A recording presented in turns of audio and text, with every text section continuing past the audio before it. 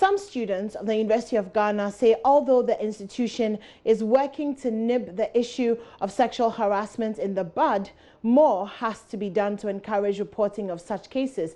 They want authorities of tertiary institutions to go beyond policies and take some concrete action.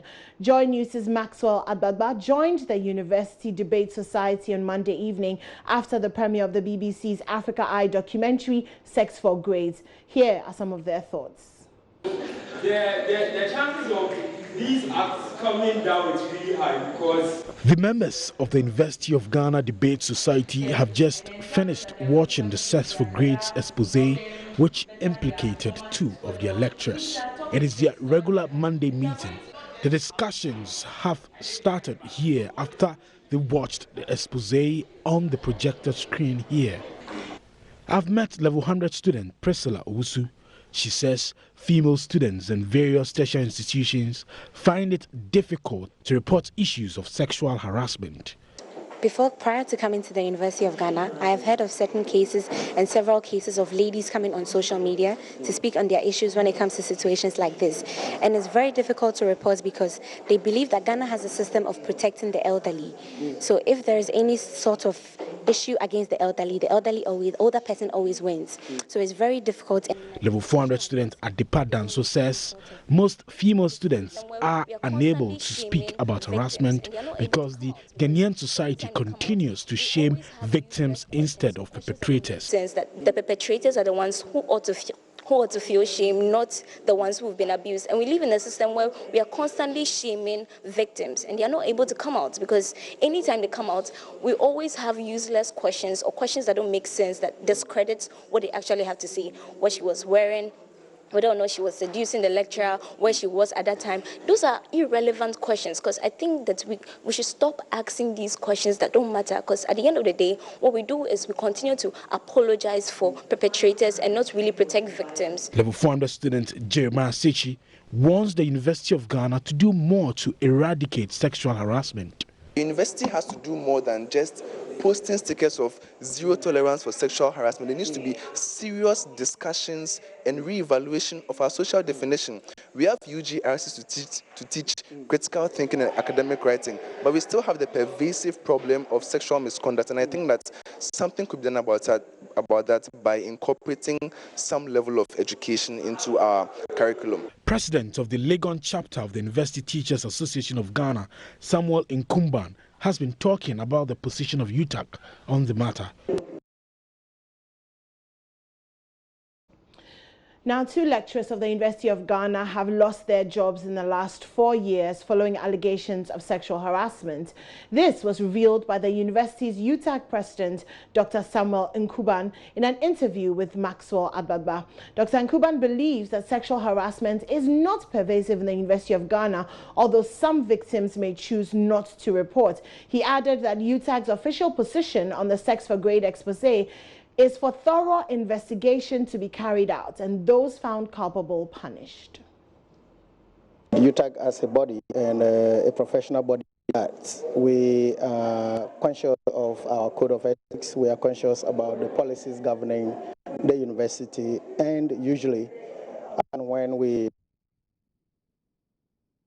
of lecturers, we have an orientation at which these documents are made available to them.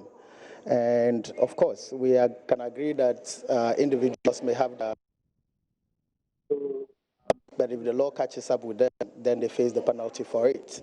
And so from 2010 until now, I can say for a fact,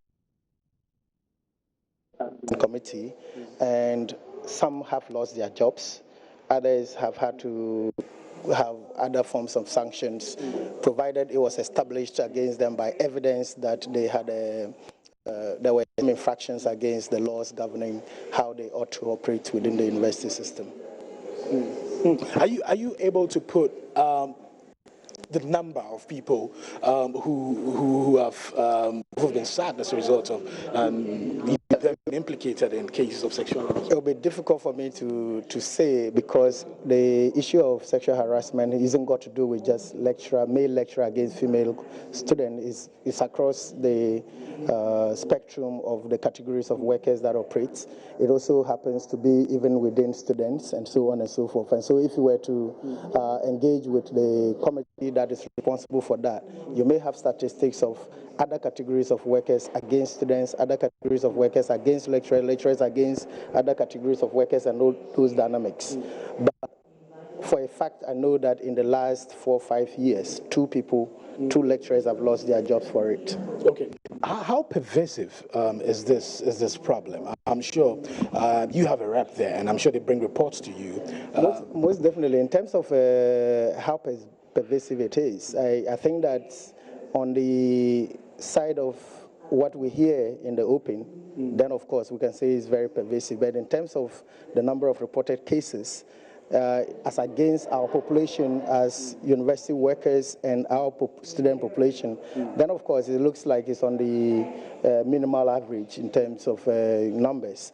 But of course, there are a lot of people who will not report such cases. There are a lot of people who will keep it to themselves and probably be brooding over when, in fact, the laws exist, and for them, they have the right to be able to express themselves in respect as to that. And usually, like I said, in the case of lecturers, UTAC would always have an orientation for newly appointed, and these policies that the university has are played out with them. And so if an individual decides to do that, of course, if it is against a student and the student is aware that there is a policy that does not allow for this, and you make a report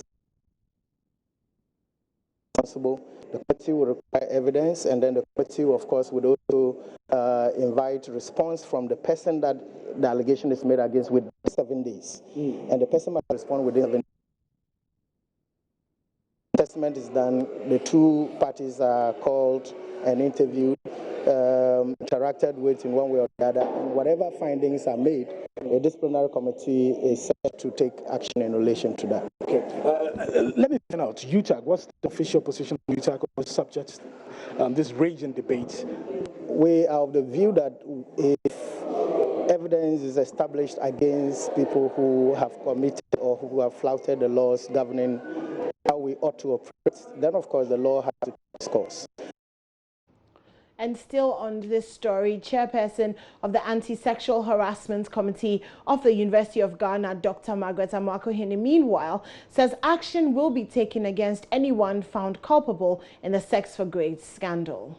What we intend to do is to investigate the matter, follow our processes, and if these gentlemen are found culpable, recommend appropriate sanctions to the Vice Chancellor to apply, because he's a chief disciplinarian. The university will not say that these are cases that don't happen, but you see, you can only investigate when there's proof. And in fact, in our response to the BBC, we asked for the evidence that they have to help us with our own investigations. And initially, now they've said no, and so they want us to properly apply for it, which we are going to do. And if they bring it to us, then that's the evidence to proceed on. What happens to these two professors while investigations go on? Well, I think the senior management of the university will soon make a decision, and you will know what the decision is. If they are found to be obstructing the processes, then the university will have to take the appropriate measures. But it's not for me to decide. It's for senior management to decide what to do. Ours is to take the evidence we have and to begin our investigations, and in fact, we've already started. But I must say that in the cases of sexual harassment, really, usually it's difficult to prove. So it's not as if the university doesn't take these cases seriously. The university takes them very seriously.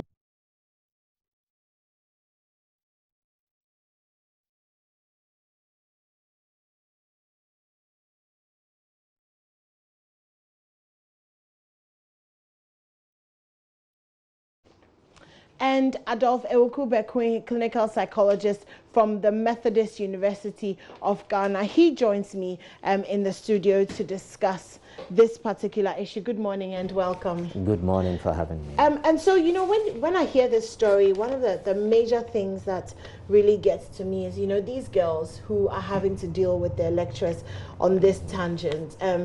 How do you think it feels for them when they have to come back and sit in a classroom and still feel safe in a space where they are being targeted, or in a space where they're being asked to trade their bodies for the grades that they came to school to get? Thank you very much. I mean, straightforwardly, it doesn't feel safe at all, because when one is harassed, there are many consequences to that. I mean, physically, emotionally, you don't feel safe. You feel very invaded, okay? And so, for instance, if it is persistent, coming to class to face the one who is harassing you would definitely result in restlessness. You will lose concentration. You will feel scared for your life. And the very thing you went to school to do, you cannot focus on, to study. And if, for instance, you report this case and it is not even taken seriously, it is even worse.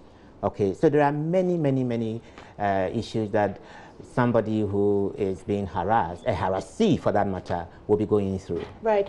You know, over the course of this conversation, we found that when we've spoken on social media, or even with callers on some of our shows, we find that a lot of men would call in and they will ask about the girl's conduct. What is she wearing? Is she the one who went to him? And so we definitely have a certain sort of shame culture that is attached to when women speak up. How do we deal with that? How do we empower our daughters to stand up and still speak up, knowing that these are some of the things that they would face? Well, the only way we go about that is not to blame them. It is never their fault. They shouldn't believe that trope that because of what you wore, you tempted a lecturer to do that. I mean, being a lecturer comes with responsibility. You are in a powerful position. So the lecturer-student relationship is a relationship of power. Okay, and you are to exercise that power judiciously, not to use it against the one you have power over. No. So it is not really because you wore a skimpy skirt or a dress showing your cleavages. That cannot be a basis for one to abuse you. So that narrative, that trope must not be believed at all. But the thing is, as it stands now, that is what happens when girls report some of these issues. So how do we equip them so that they know that these are the things that they will face if they decide to speak up, and still get them to a point where they speak up regardless? It's changing the culture, and okay, using the media. I mean, institutions responding to sexual harassment do it two ways: prevention and intervention. Now, on the preventive front, we have to educate the students to appreciate what the real issues are in harassment. And the real issues involved here are power and access. Because I am in a position of authority and I have access, I deploy it to my advantage. Okay, so on the preventive front, I think that we should do more public education, empowering students to be bold. On the intervention side, because they influence each other, when there is a reported case of sexual harassment, how we go about it. Okay, procedurally, are we giving justice to these victims of harassment? Then it will encourage them. If they see that we are really paying attention, we are being sensitive, we are empowering them, then it encourages them and others in a similar situation. But if where you report, I mean, how it is handled rather disempowers you, then many will not be encouraged to do that. Yes. So we need to frontally engage this culture that really objectifies and commodifies women. That is not how to go about it. And I think the responsibility is on all of us. It is really a serious issue. It is indeed. And I'd like to bring Professor Nkumbaan into the conversation. He was the first chairman of the University of Ghana Anti-Sexual Harassment Committee and former UTAG president. Good morning, Prof, and thank you for your time. Good morning. So for anyone who has not seen the policy, what is in the anti-sexual assault policy of the University of Ghana? But before you answer that, and for the purpose of this policy and to rule out all ambiguity, how does the University of Ghana define sexual assault? Yes, thank you so much. The sexual In fact, to put it in perspective, I might rephrase your question. When I came as chairman, we had a University of Ghana sexual harassment policy. And in it, we were supposed to review it periodically. So by the time I finished my 4 years in office, we realized that most of the cases we really had to contend with, we had challenges. So we reviewed the document and made it sexual harassment and misconduct policy. So we added misconduct. What we eventually did was that we now broadened the umbrella to cover everybody to protect so many people. And if you want to, I might link it with fishermen, we are now broadening the net to catch most of the people that fall short of acts of sexual harassment and misconduct. So in actual fact, in the policy, there's an anti-sexual harassment committee which is mandated by the policy to implement all what is in it. And we have the constitution, the membership, and all facets of the university are represented. You have the unions, UTAG is represented, University of Ghana Legal Council is represented, somebody from law faculty. So this makes up about 14-member committee. And student SRC is represented, GRASAC, the graduate students are represented. Then the purpose is to create a conducive and congenial atmosphere for the purpose of teaching, learning, and research. So first, the university creates the environment. And then just after that, you have to maintain it. You don't create it and leave it. That's where the committee comes in, to make sure that they carry out all what has been defined in the policy, to sensitize the students, to sensitize all workers of the university of the existence of the policy in the first place and what is entailed. So in every year, once students are admitted, the university makes it a policy. At orientation, there's somebody from the anti-sexual harassment committee to talk about this policy. There's some all newly recruited lecturers. UTAC usually creates a forum, and now I've been the resource person for that forum for the past 4 or 5 years. And the new recruited lecturers are told about the policy, they are told about the do's and don'ts, and they are even given copies and told where to find it on the University of Ghana webpage.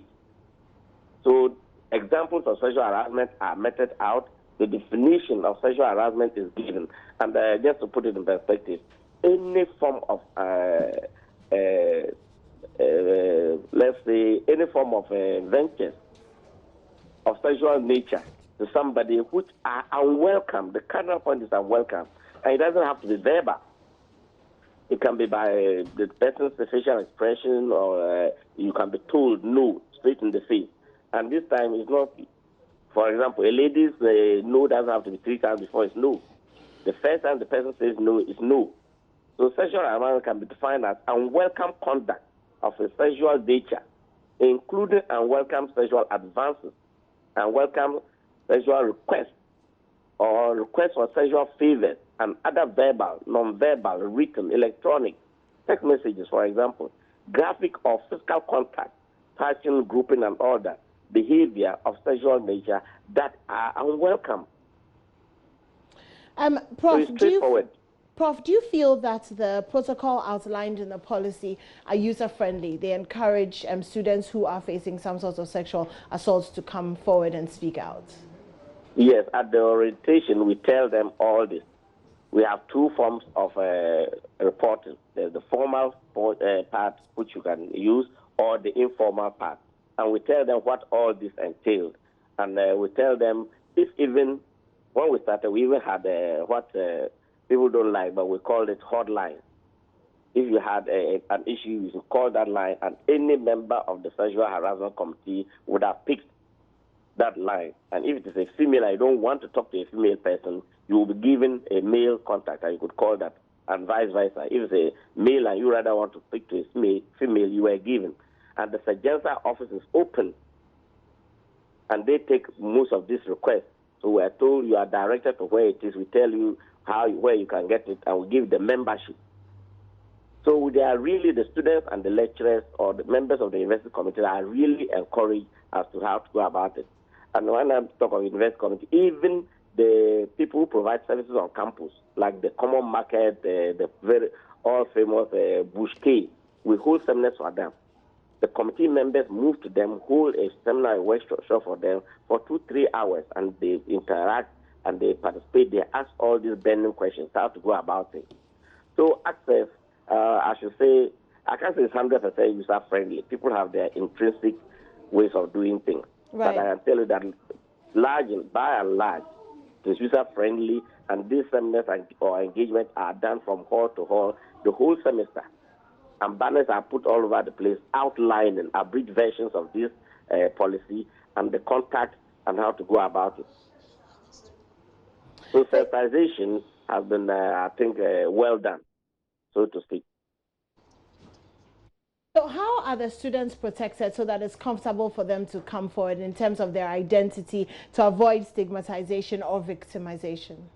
I can tell you for sure that in the policy itself, it is there. Retaliation is no option. So the committee, the Anti-Sexual Harassment Committee, make sure that once you report a case, we take measures to make sure that you are protected and that there's no form of retaliation. How do you verify these accusations? You mean, what do you mean by accusation? When somebody reports a case? Yes.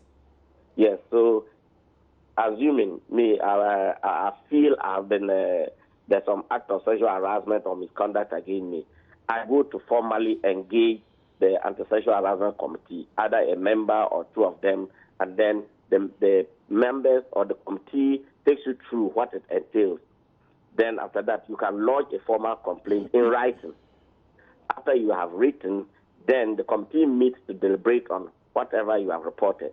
From there, the next stage will be to now let the person who has been alleged to have perpetrated the act know that, yes, you have been reported for ABC, and you are given the case. Then you respond in writing. And when you have responded, then the real investigation now starts. The committee now have days or months or scheduled meetings to look at the case, and they invite you. You, the one who has reported, and you, the one who has alleged to have perpetrated the act, and all the facts are given. If you report a case, like we usually say, the name of the game is evidence. So if you report somebody, you bring evidence. If the person has been sending you text messages, if the person has grouped you, and maybe if you're a student and you have your roommates are evidence, or if there are WhatsApp messages harassing you, you bring all this evidence. And the person who is alleged to have committed the crime also comes to now, yes, the person says A, B, C. Speak to it. So it's really vigorous and it is detailed. And it is immediate. We don't allow the act to. So immediately the case is reported, the committee doesn't go to sleep. They start the work right away. And at the end of the day, recommendations are made by the committee. Once they have finished the investigation, and they report directly to the Vice Chancellor of the university, who is the Chief Disciplinarian of the university. And the recommendations are given, then the VC now takes action based on the recommendation. I may want to add that, yes, the VC he has the powers to vary the recommendation, but most often than not, because the committee is well represented and the resource persons are there, mostly they are not varied. Prof, because of the power differential between lecturers and students, the onus may be on the lecturer to walk away from situations like this. But is there any policy that is in place to protect the lecturers from students that may be seducing them as well? It's the same thing. It's a playing field. If the lecturer is also harassed, you go straight to the Sexual Harassment Committee with your evidence and report. If you walk away, then you forever keep your mouth shut. You have been harassed, then you keep quiet because you think if you say that, for example, I'm a man. If a lady harasses me, but in perspective, a male can also harass you anyway. If a lady harasses me, and you think when you go and report, traditionally they say you a big man, how can 1,100 or 1,600 person harass you, and you keep quiet, then you suffer it. So we encourage them to make sure they report these cases. And like I said, all newly recruited lecturers, before they start teaching, UTAC organizes a forum. I'm invited to come and speak at that forum. So I tell them all this. Right. Thank you very much for joining us this morning. And I'm just coming back into studio to wrap up with my guest. My final question for you is, how do we help our daughters who have suffered this kind of abuse, as it were? How do we help them to recover? Well, first of all, we need to believe their stories. Oftentimes, we disbelieve them. And that is more disempowering than the harassment itself. So first, we need to believe their story. And also not to buy into the narrative of counter-harassment from students, okay? We know that a lecturer is in a very enviable position, okay? And so in the event where this issue has, we have this story and we are, trying to argue that lecturers too can be harassed, it waters down the significance of what you are dealing with. They are in a position of power, and parents should appreciate that. Oftentimes, you go and you just go and hand over your daughter to a lecturer on campus. You believe every trope that the lecturer comes to tell you. No, believe your own daughter. And we must also make sure that they know what the dynamics of power is. We have built their confidence level to be able to say no. And when they say no, they must not just say no invitingly. No, you say no with what you say, and your body must come together. There must be congruence. So it is about empowering them to say no, and and also making the reporting procedure very, very conducive and protective of their identity. When you are able to do that, and we sanction perpetrators after thorough investigation, then it really encourages others to speak up. Yeah. It is a terrible thing. As I said, I am coming from the victim side of things. Of course. It is not easy. They may lose their whole career ambition because of harassment. Yeah. So it's not something that we should water down at all. Many women have been suicidal, and it is not only in educational institutions. Of course. Across board, in corporate, school, church, it is happening. And as a nation, I think we should have a very frank discussion about it, so that we really nail it and deal with it. On the head, yes. Thank you very much for joining me this morning.